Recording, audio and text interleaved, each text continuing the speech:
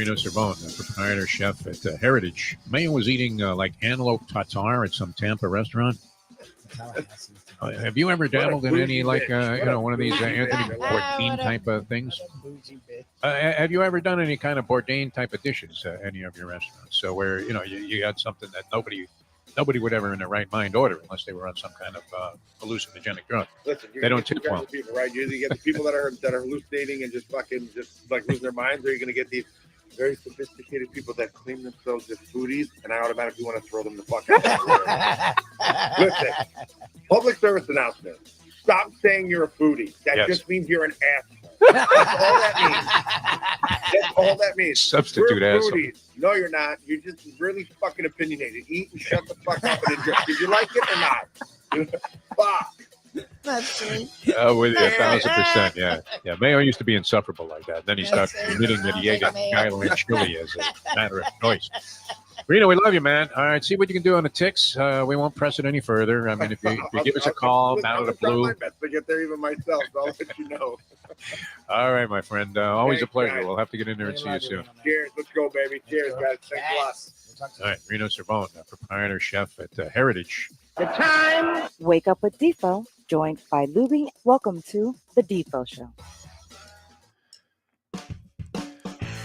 Very pleasant good morning, everybody. Great to be with you here at the Defo Show. Jeff DeForest, Mike Lubie, Lubitz. He was right, by the way. Mike Lubie, Lubitz. He was right.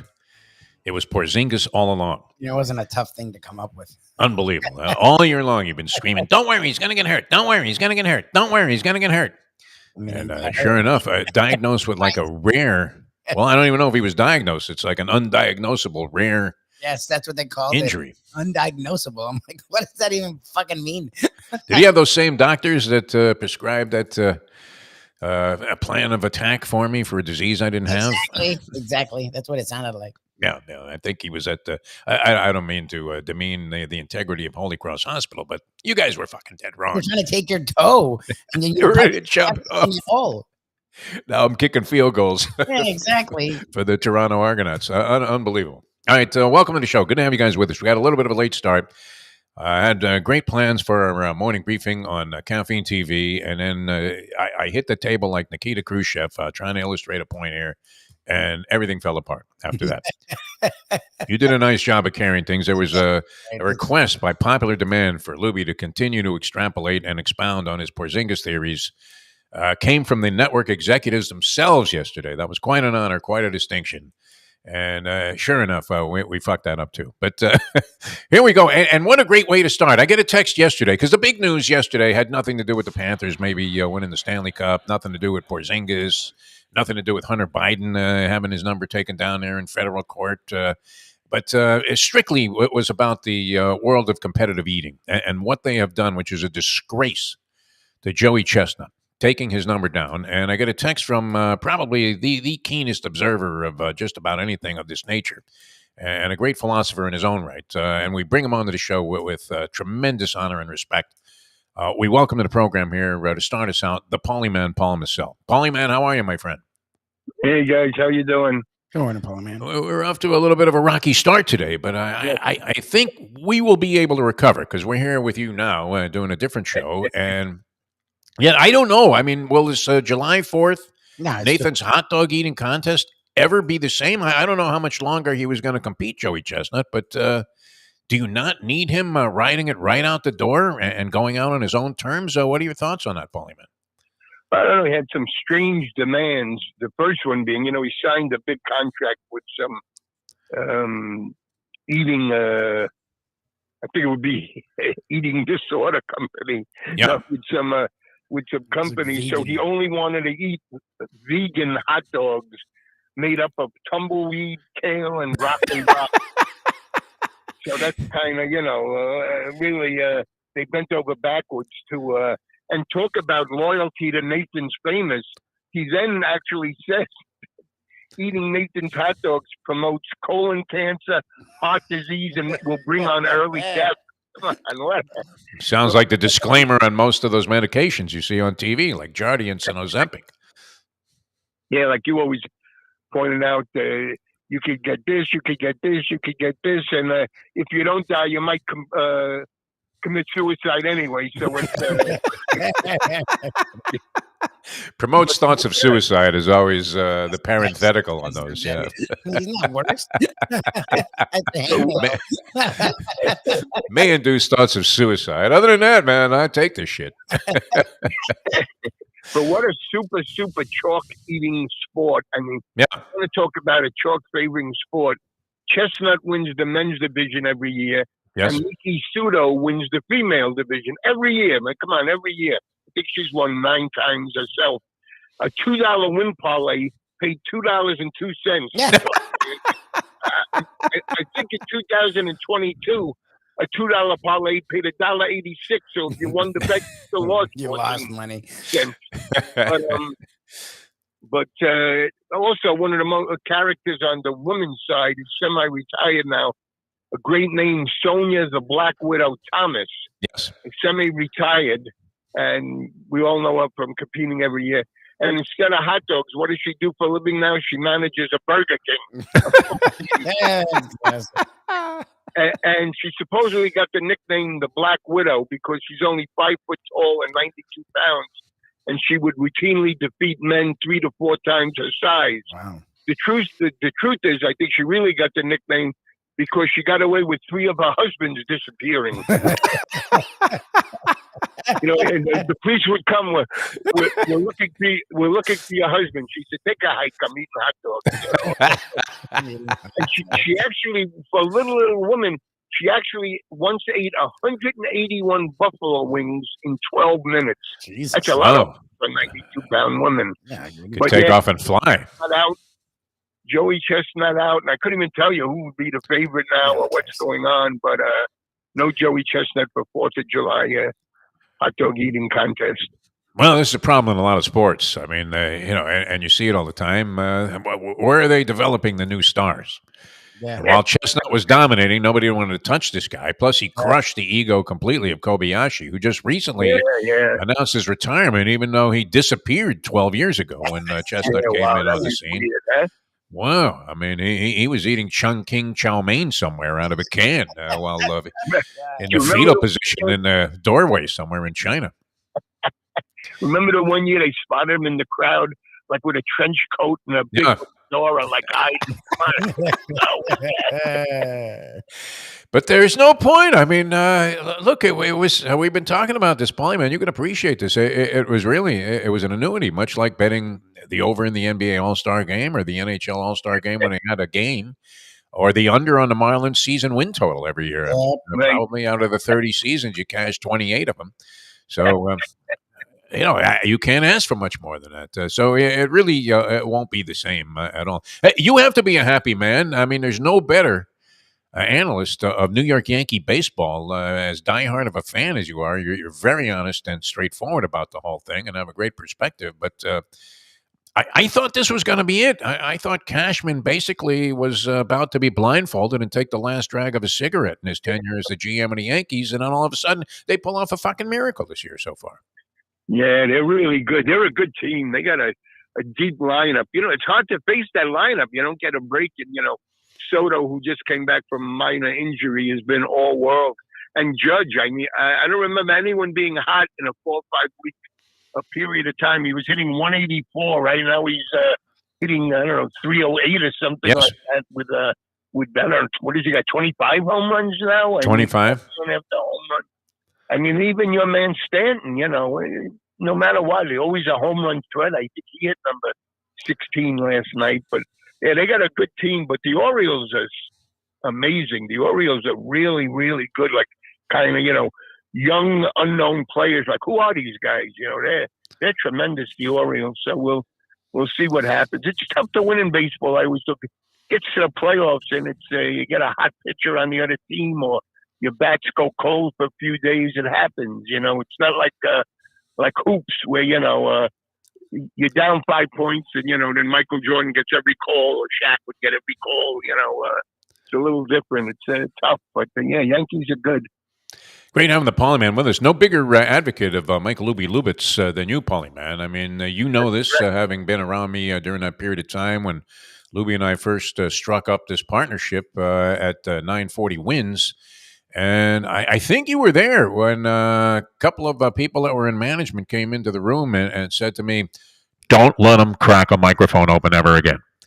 Right? I mean, and then they would walk into the production room going, "Doing a great job, Louie. You just keep it going. If the old man keeps talking, you just cut in whenever you want." But you were a huge advocate of Lubie being a standout and developing into a standout as a co-host / partner on a show. I would tend to agree with you. I'm sort of, I hate to say this because it seems like it shouldn't be the case, but I'm almost lost without the guy at this stage. And now it shows that you're the king of the futures because I get several texts yesterday from network executives in the streaming business saying, make sure Lubie doubles down on his Porzingis theory. Great call by Mike Lubie Lubitz. It wasn't like Porzingis is as fragile as a piece of porcelain. And maybe has a glass jaw, the likes of which we haven't seen since Tommy the Hitman Hearns got tapped on the chin there, and first time he went down. What do you think? I mean, this whole thing with the Celtics. Do they need Porzingis to win this? And does he make his way through the series? In your opinion, Polyman? Well, first of all, so many people agree with this Porzingis theory that my friend Charlie said, "Don't worry." Midway through the playoffs, they'll say he caught Berry from fishing in the island of Bali or something like that. I don't know. You know what's kind of strange? I heard two weird sports people. A national one had picked the Mavericks in 4. That was a weird. That was never happening. That's not happening. The Mavericks in 5. I think they got a good shot to win tonight. I don't know what they 2.5 point favorites. But picking the Mavericks in 4 or Mavericks in 4, what kind of weird was that? Come on. We both have the Mavericks. I mean, holy Brian Windhorst here. It's almost as if we were Rachel Nichols herself in cursing this team's chances. Do you think Jason Kidd was getting 7 and a hook, though, in that endgame strategy when he let the Celtics play, your word, Salugi for 25 seconds? Without sending a guy to the stripe? I mean, what the hell was that? Well, I don't know. I don't know what to think about that. Sometimes his post-game rants are a little strange, too. I'm not talking recently, but, all along he says some weird things. They'll ask him about one thing, and I'll say, "Oh, did you see it looked like the rim was bent? With the rim on the east side of the court didn't look like it was bent like in a school or something." He says some weird. He's one of the few that really got me. This was a poor shooter, right? He couldn't shoot worth a lick in most of his career. Yes. And he became a 3-point specialist, the last 3 years of his career. Yep. Kind of strange. Kind of Bruce Bowen-esque a little bit. Remember, Bowen was a bricklayer, and then he was a great defender, and then all of a sudden he's shooting corner threes, and he never misses. Wow, that's the best example. That's correct. Forgot all about that. Yep. Yeah, I mean, it happens. Yeah, he was a line drive hoister, Jason Kidd, right? It was always a line drive brick. One of those shots off the bottom of the front rim where people are mad at you if you didn't call brick as soon as you let it go. And rightfully so.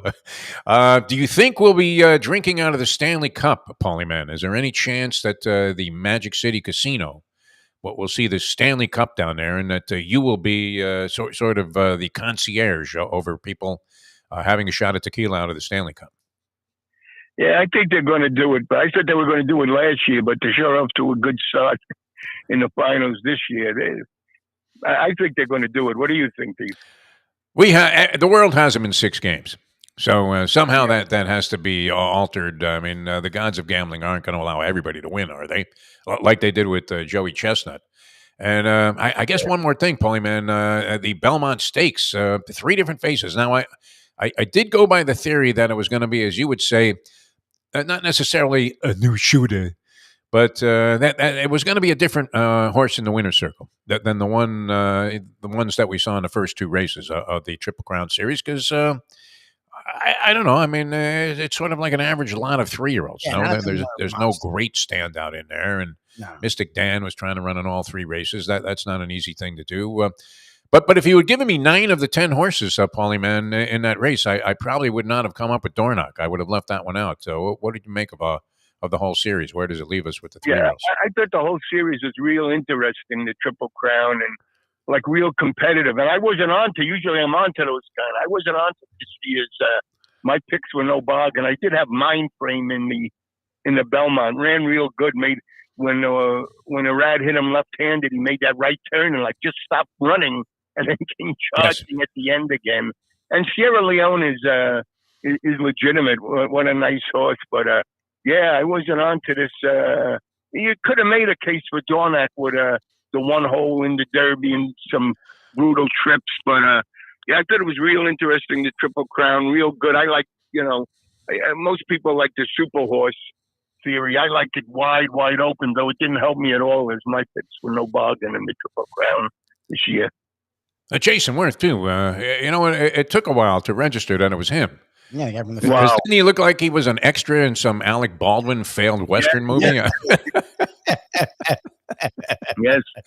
Wow, this guy, why did they cover him with dust before he even went outside today? Yeah, yep. Unbelievable. But yeah, it was very exciting. It turned out great. All right, how you doing, Paulie, man? No, overall, always a pleasure having you on the show. But everybody always asks me, it's one of the first questions I get whenever somebody comes across me from the past, and they go, hey, how's that guy, the guy with the voice?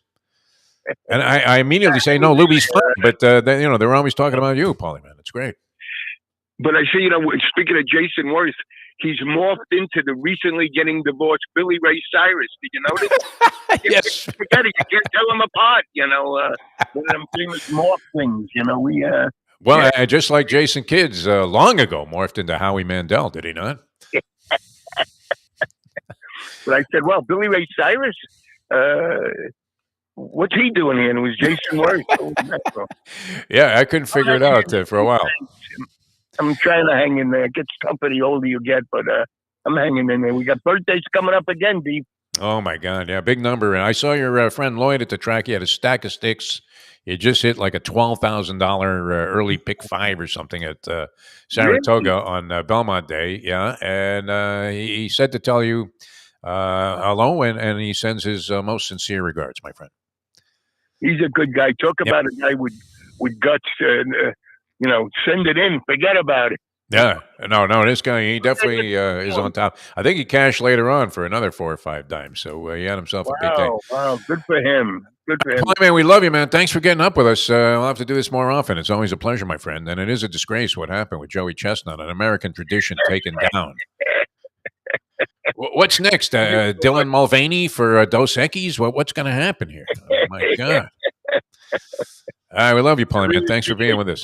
Thanks, Paulie, man. Always a pleasure. The Paulie Man, ladies and gentlemen. All right, we're going to go old school here in just a sec with Tony Segreto. Tony is going to be with us here in just a moment, and we're going to come back. Ed Garcia from Texas Roadhouse Restaurants, always on board as well, so we'll come back and do that in just a moment. Now that, Lubie. The time. It's 8:33.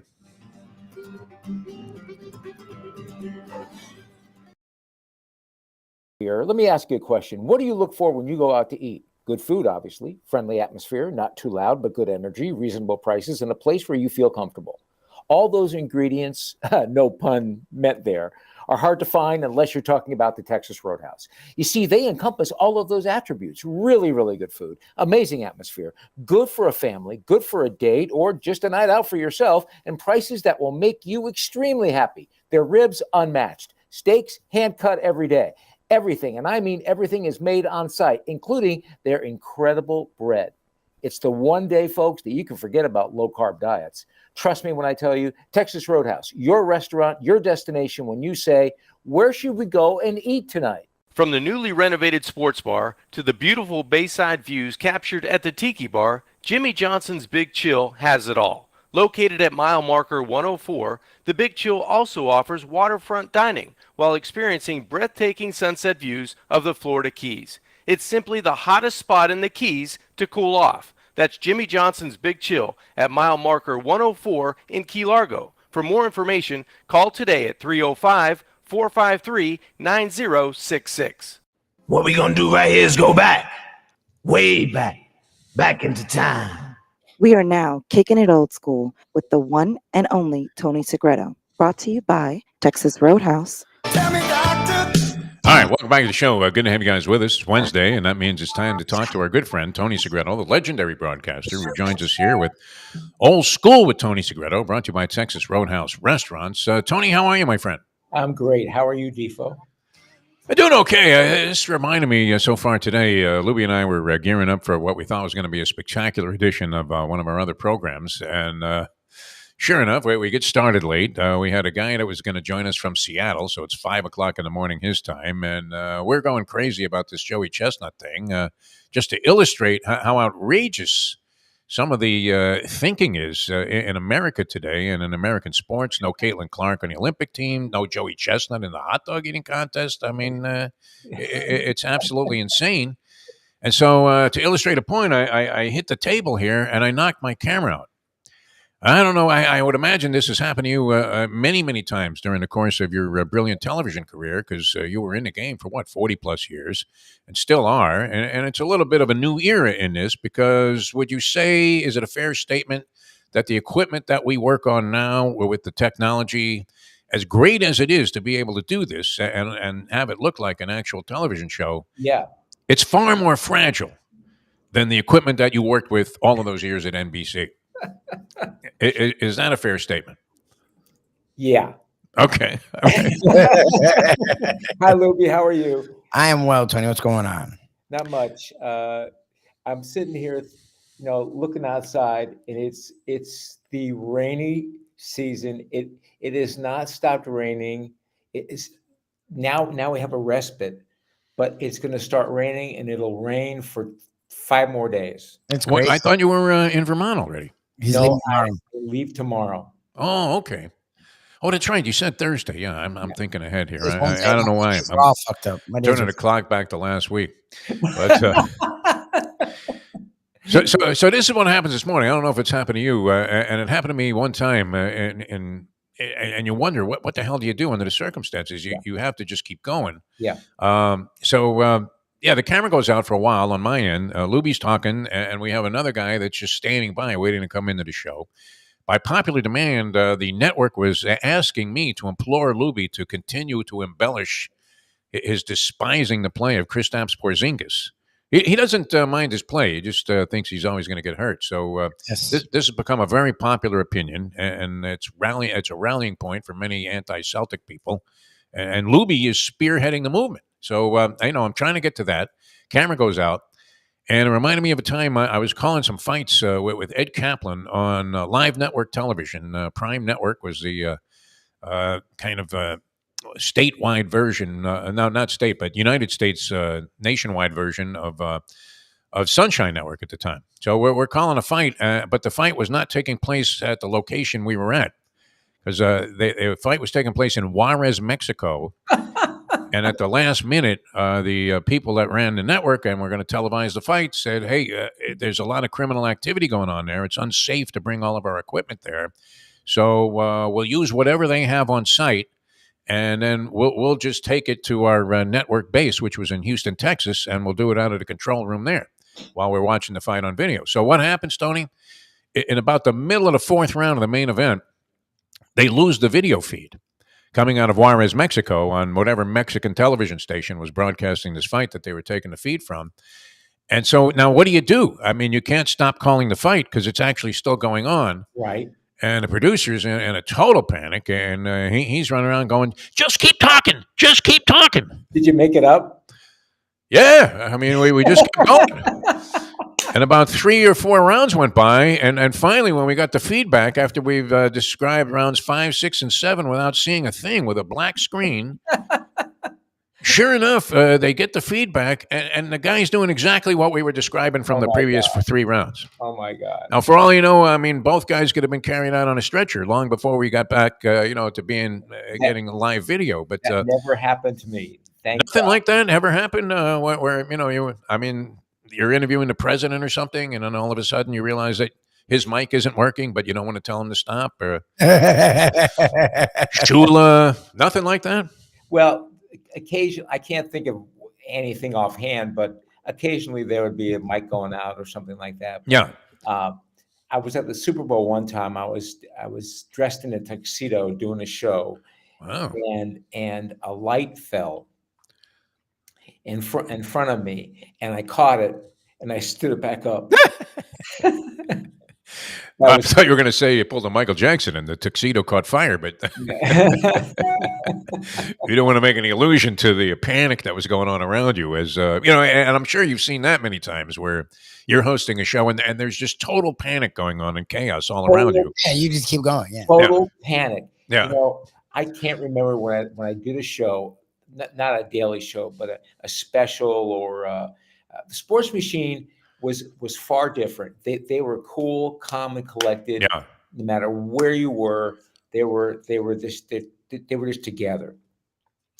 Now, TVJ, if there was a big event and you did a special, there was always chaos, and they would always say, just relax and be calm.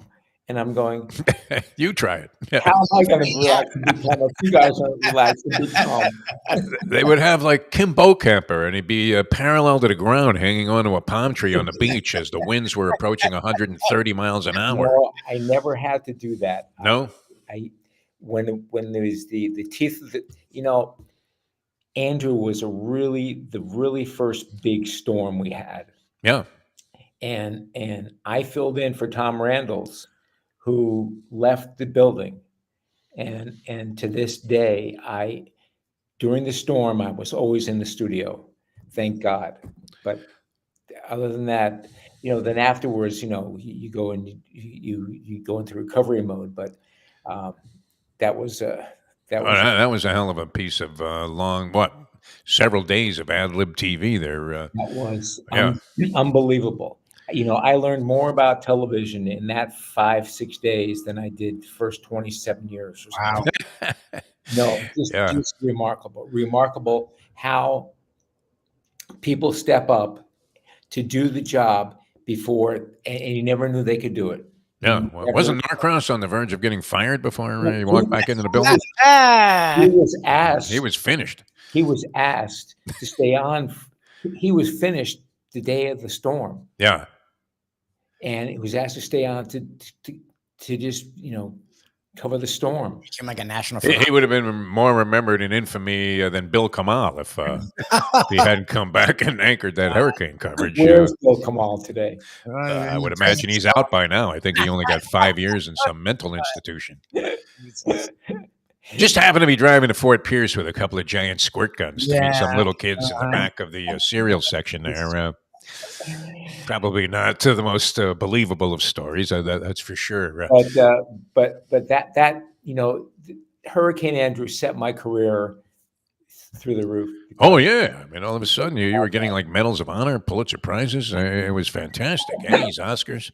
It was great. This is good too, because I know you're a huge Lubie fan. Lubie has been just what would it be? Eviscerating Porzingis all year long. Kristaps Porzingis. He thought it was a bullshit acquisition at the beginning of the year for the Celtics. It was bullshit. I just said they were hailing it like it was the Warriors getting Kevin Durant, and I'm like, have you watched his career? The guy, if you blow on him, he fucking is out for a month. Like Porzingis is as fragile an athlete as we've ever seen. Like the dude's always hurt. This year they're like, well, he wasn't hurt this year. Yeah, he played 50 games. You game managed him in a year he wasn't hurt, and he played less games somehow, and he got hurt game 2 of the playoffs. Has been out, and it was like an injury that guys would have been out like 3 games. He missed the entire playoffs, and then he comes back, and I'm like, yeah, but he'll be out by game 3. What's today? Game 3. Where's Porzingis? Questionable. And what's the best part about it is it's a fucking injury. It's never an injury you've heard of. Like it's literally I've never heard the term undiagnosable. If it's undiagnosable, then how are you talking about it? Like they'll be like, he has this injury, but it's an undiagnosable leg thing. And they use the word, doctors using the word thing. I'm like, how is a doctor using the fucking word thing? He's got a thing. I'm like, it's like, look, the Boston Celtics will probably still win. Kyrie Irving is lost. Yeah. He went back to being the guy. Kyrie Irving has been invisible. Nothing. That's the annoying part is Tatum hasn't been scoring. They've done a good job with Tatum. And shooting poorly, too. And it doesn't matter because Luka is can't move like the fact that Luka's getting 30 a game is impressive because he can't move at all. He's clearly hurt. You're getting nothing from PJ Washington, and Kyrie has been useless. Like it's just useless. So they'll probably still win the Celtics, but it was funny to me how the Celtics fans positioned him as the like. You may win, but it's not because of Porzingis. The dude's not going to play. Like that's just his career. Ask Knick fans about ask the Mavs about Porzingis. Like that's just who he is. He's just always hurt, and he's not a gamer. Whereas Luka probably shouldn't be out there, and he'll get you 30. He's not a gamer. He is not. Has anything wrong with him? He's done for like a month and a half. I agree with you there. That's just him. Like he's done. I agree with you there. Do you love that? I mean, I love Lubie's passion on it. You would think that Porzingis was no more useful to the Celtics than the deceased Mel Counts. That Henry Finkel was going to come out as a human victory cigar at some point, and that would be the role of Porzingis with this team. It's great. No, I love the way you know what's fantastic, Tony? I mean, every now and then you take a bizarre stance, and you're right. and the networks are calling for Lubie to do more on the Porzingis story. All right, we're trying to connect with Ed Garcia. We're having a little bit of a difficulty here, and what? Here. Oh, he's there. Okay, very good. I just can't get my camera to turn on, so. Well, we've been having issues with that all morning. Various issues. I'm wearing a Panther jersey, so just imagine me rocking a Panther jersey. I got pretty just for Tony, Lubie, and you know. And I don't know, my computer's being fickle this morning. It's saying, "Hey, we love your Texas Roadhouse, Michigan backgrounds, but for some reason, we don't want to show your face." Well, we love seeing you, and everybody does, especially with Texas Roadhouse just rocking and rolling. And let's take care of a little business right away. You got Father's Day coming up on Sunday, and I would imagine, the demand will be very high. I know you always recommend the app. Maybe we should emphasize that you can actually make your reservation and then get an approximation about how long it's going to be, and then show up then instead of like sitting there for an hour and a half saying, "We were here before that Fort Top." You sound like you've done it before. Well, I can't tell you. We've mentioned this before, and it happens to be the truth. My family, my son, his wife, and my two grandkids, they absolutely love Texas Roadhouse. Love it. Yep. And that's hard to find these days, a place where you can accommodate the tastes of everybody from somebody in their 70s like me all the way down to a 6-year-old who's a picky eater. My brother-in-law is just they're in Michigan. They go to Texas Roadhouse once a week. They think it's great. I tell you, super blessed. Father's Day this whole weekend. I feel with all this rain coming through this week too, it's going to start a little earlier. You're going to start seeing, as people get stir crazy, that Friday, Saturday, and then Sunday, of course, with Father's Day, is going to be just, romper room. There's going to be people everywhere. So the mobile app is a great piece. If you're not great with technology, you can go ahead and call the restaurant and just be asked to be put on the call ahead list.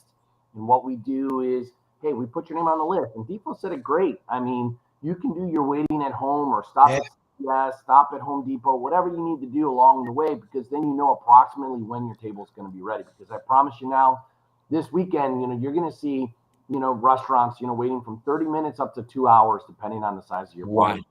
Wow. But you got to take care of Dad. And, he's going to get off that golf course. He's going to want a big juicy steak or some fall off the bone ribs, followed by a really awesome legendary margarita or a nice cold beer, which, Lubie knows that beer is absolutely ice cold. We serve it between 28 and 32 degrees. So it tastes absolutely yummy all the way to the last drop. So look forward to having you at Texas Roadhouse this weekend to rock and roll. We're going to have sports on. Hopefully we're going to see the Panthers continue to dominate. 2 more games to go. Very exciting. Other than that, that's what's going on in our world. Do you want to weigh in on this controversy? I don't know if it's controversial. I guess everybody's entitled to do what they want in this situation. But I'm a huge fan of Joey Chestnut. We've had him on our shows in the past. He talked about the psychological warfare that he administered to Kobayashi to eventually just drive him out of the sport to where I think he was bussing tables at Wo Hop in Chinatown when he normally would be taking the stage on July 4th at Coney Island. But do you think that this was a marketing blunder on the part of Nathan's? You're in this business. You know how big it can be to have somebody that represents a restaurant or any product that is drawing this kind of massive attention to it. ESPN is doing a story on it. Yeah, I mean, deal. what do you think of them banning Joey Chestnut for eating, as a Polyman characterized it, a tumbleweed, kale, broccoli Rob hot dog? I'll tell you, when I got so many alerts on it yesterday, it was shocking. Like, I was like, this is just making headline news. And then 20 minutes later, I got another alert. So that is one of the cases where, PR is good PR. They are definitely, Nathan's is getting their name out there, and it's just creating a lot of controversy. And people are going to be talking about that hot dogs. And I'll tell you right now, when you're at the grocery store, you're going to have a tendency to pick their product over anyone else's because you just heard it 30 times. So I think it's a part of a marketing stunt, but at the same time, it's someone holding true to their values. It's like, hey, we pay you a lot of money. It sounds like, and again, I haven't done 100% due diligence. I did read a few articles on it, but it sounds like they went above and beyond for Joey Chestnut, and Joey's just maybe being greedy might be a strong word, but is selling himself out there a little bit and, just taking in some extra dollars and they feel a little betrayed. And I'd kind of be the same way. If I, caught Tony, 5 nights a week at Outback, I don't know. There's some video floating out there. I'm sure it's bogus. Yeah. You'll never see me at Outback. Plain and simple. Yeah. Well, what's your thought in general about Impossible type burgers and that sort of thing? Yeah, what do you think about I mean, you're in the steak business, my friend. We've played with it off and on for years because that is a segment, that I'll be 100% honest, our menu probably consists of, for vegan and vegetarian, we do have a very, very, very small option. So we have played with a couple of vegan vegetarian options, including Impossible. We are looking for something that is going to be Texas Roadhouse standards of legendary. We want something that's just going to be wow. If it's going to be vegan and vegetarian, it's got to be great. And I'm not saying Impossible is not. It, just to work with our mix. So I think, let's be honest, there are people out there that is their lifestyle. And, so there's a need for the product. That's why they do well. Is it my cup of tea? It's not. That's just not part of my daily lifestyle. I love steak, and I really do love seafood too. One of the great things about being in Florida. But, so again, hey, kudos for them. I think that, it's not going away for sure. And I think Impossible. And then there's one other one. Hey, I'll share with you. I do have 2 vegetarian. I have 74 managers now throughout Florida, and I have 2 of them that are vegetarian. They love Texas Roadhouse, bleed Texas Roadhouse. They bleed steak sauce, but they put steak sauce on their broccoli rabe. So, and enjoy it, but they can cut beef. They do all that stuff. It's just more of a health thing for them. So, hey, it's just something we can't ignore, out there. But as long as they're making a great product and it's safe and delicious for people that want to enjoy that, good for them.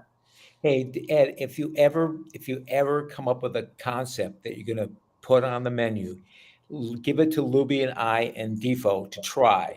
There you go. And then we'd let you go. We would be the test models. Unbelievable. Yeah. Cauliflower burger that my wife made the other night out of some frozen box, and I'd have to say, to be honest with you, tasted like shit. No. Never do we eat out of a box. Never. Oh my God! Ed, what are we drinking out of the Stanley Cup? And will it make its way to the local South Florida Texas Roadhouse, stores? We're gonna fill that thing up with margarita. We're gonna go big or go home. I'm telling you, and it's gonna be. we're going to put not the little kicker, but we're going to just put an additional bucket of Patron on top. Yeah, some a flavor in it. bucket. I like that. Actually, forget the bucket. I'm just going to put the bottle in there and just let it marinate. So let it float around and all that stuff. Just don't chip your teeth when you're drinking out of the cup. So, but that's what we're going to fill it with, man. I'm ready to rock and roll. Excited for the games coming up, and so hopefully I'm going to try to squeeze in a game, but we will see. So my beer vendor friend had to sell his tickets, but I'm still plugging away. Let's hope you don't have to go to a game. Yeah, let's hope it you doesn't see come them. back. Yeah. Yep. Or that Labatt's becomes your biggest seller the day that you have the cup in there. I don't even know if you carry that, but there'll be a lot of that consumed, I would imagine, by the Canadian fans here of the Florida Panthers. Yeah. All kidding aside, if the cup comes here, Ed, you gotta make a play to get it to Texas Roadhouse. Oh, 100%. 100%. So we'll figure something out. I'll keep you in the loop, see if we can do some kind of ceremony, followed by a whole bunch of steaks for the team. So Nice. Yeah. That's great. They look like they eat pretty healthy. The Coconut Creek location, please. Okay. Miramar location. Miramar, I know, when I used to live, I think I told you I lived right next to the stadium right there. Yeah. There's a couple of guys that lived in the towers. I would see them from time to time through there. So both of those, I mean, that's right in the middle of the stadium. But hey, maybe we'll do both. So that would be pretty cool, yeah. Be a great thing. Ed, we love you, man. Thanks so much for being with us. It's always a pleasure, my friend. Well, we didn't get to see your smiling visage here on the show, but excellent job as always. Thanks so much for joining us. Weekend. Yeah. next week. Bye. All right, Ed Garcia, Texas Roadhouse Restaurants. He is such a great guy. Well, what a terrific guy. Yeah. He is such a. So you don't like any of that impossible stuff? Now, Tony, you're as slim as you could be. I mean, people as we're leaving the track, they see you exit, and then they'll stop me and go, "Wasn't that Tony Segreto?" I go, "Yeah." And they go, "Man, he's thin." Almost implying is he okay? And I know you're okay, but are you dining on any of this? Or what is your thought about replacing? See, I don't mind it because I at heart I have philosophical difficulties, just like I do. Well, I have difficulties in a lot of ways, but just like I do justifying and condoning my interest in boxing and horse racing. There are things out there that people say, and you go, yeah, I mean, sure, you should have to take that in consideration. So I kind of feel that way about eating meat in some ways, but it's not enough to stop me. But what do you think about this stuff? I can eat it if it's put in front of me, but if it's you're not gonna order it. What happened to the veggie burger that they used to make with black beans that didn't have any meat in it? Those were pretty good, weren't they? Yeah, they weren't bad. Yeah. But if you're going to have, if you're going to go big, go big. I mean, have a steak. Yeah, it won't kill you, I guess. But like I said, some people, after you haven't eaten red meat for a long period of time, it definitely, has a negative impact. To be honest with you, my wife and I have meat maybe once every 2 months, every 3 months, and that's going out or something like that. Sure. We don't eat meat. We eat chicken. We eat fish. We all eat all kinds of fish. Right. We go to, it's interesting. We go to Vermont and we go to Michigan and we'll go to places, other than here. And you mentioned, can I have a piece of fish? People look at you like you're crazy. They look at you like you're crazy. They're not getting stuff from the icy waters of Maine that they, maybe a big lobsters, codfish or something. There. Lobster's another thing. Lobster's another thing up there. Yeah. So in Vermont, I mean, you see a lot of Maine lobster. Oh yeah. Yeah. Okay. Yeah. All right, makes sense. No, I mean it's beautiful there, Tony. I had occasion to visit Vermont several times and stay for a couple of days in Burlington, and I mean you can't. It's sort of breathtaking. The different views there. And Burlington is a progressive town. It's a college town. It's very progressive, very both. Pot's legal, so if you go through the streets, you can have a contact high. And oh yeah, nice.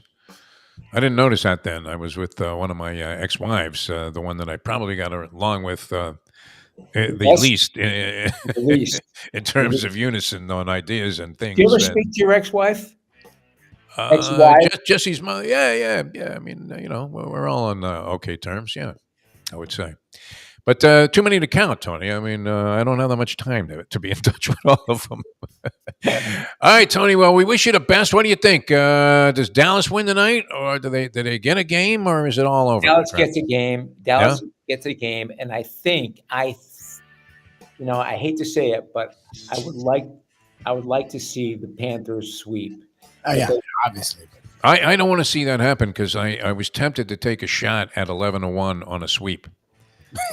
I didn't necessarily believe it because look, this team has to wake up a little bit. No, Edmonton. They got so frustrated though. They started to do like really tacky things, including breaking Barkov's nose like that. The other night, who was it that got hurt the other night? Barkov. Yeah, Barkov got smashed in the face, and that today's a day off. That's a big day for him. It sounded like he might be on track to come back and play. I saw some clip with Paul Maurice. He's fine. He said he's doing better. Yeah. So he's a hockey player. They could smash. They could dislocate his brain. It wouldn't make any difference. He might miss 2 minutes. Well, he's back in the dressing room. It's like, yeah, but he's coming right back out. How do you dislocate your brain? Unbelievable. I don't know. I mean, but you see some of the stuff that goes on. You're wondering, how do these guys survive one season of NHL hockey? Much less you get a guy that's getting banged around like that and they're in the league for 20 years. Get the fuck out of here, Tony. They're such great athletes. Oh, my God. Great athletes. They can play golf. They're doing this shit on skates. That's the amazing thing. You don't even think about it, right? Like you'll see 3 tic-tac-toe passes just in perfect unison. And then you're thinking, wait a minute, these guys are on fucking skates. Yeah, skates. And the guy that, tosses the puck in front of the net, he ends up getting annihilated. It's an amazing game. It hasn't caught on TV just yet, but it's close. And I think the reason is it's not meant for TV sport. You've got you kind of have to see the whole field. Yeah, you got to go there. And it's, But no, great stuff. All right, looks like we're zeroing in. I don't want to jinx it, but we're zeroing in on the Stanley Cup and Lubie's prediction of Panthers in 6, which was somewhat universal. Tony, we love you, man. Have a good trip up to Vermont, and we'll talk to you from there next week. Bye-bye. All right, Tony Segreto, ladies and gentlemen. Tony Segreto. He had to incur. I mean, if you're in this business for any period of time, Lubie, would you say? I mean, look, everybody's experienced some kind of an inordinate number of technical foul-ups. No. Yeah, for sure, it happens.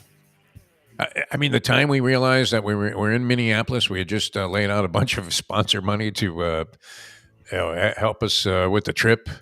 We're supposed to start doing a broadcast in like a half an hour, and we had no way to transmit from. We couldn't go live. Couldn't go live, yeah. It's like 5:30 in the morning Eastern time. We're supposed to go on at 6. And then, Lubie, you're on the phone like you had like a couple of cell phones. You look like the Wolf of Wall Street. Buy, sell. And you're getting advice as to, some kind of cockamamie method of actually making it work. And it worked. That was incredible, Lubie. That was improvising on the fly like I've never seen. And nobody knew, right? Did anybody say anything to us about it? Oh, well, no, that really sounded like shit. No, nothing. It was great.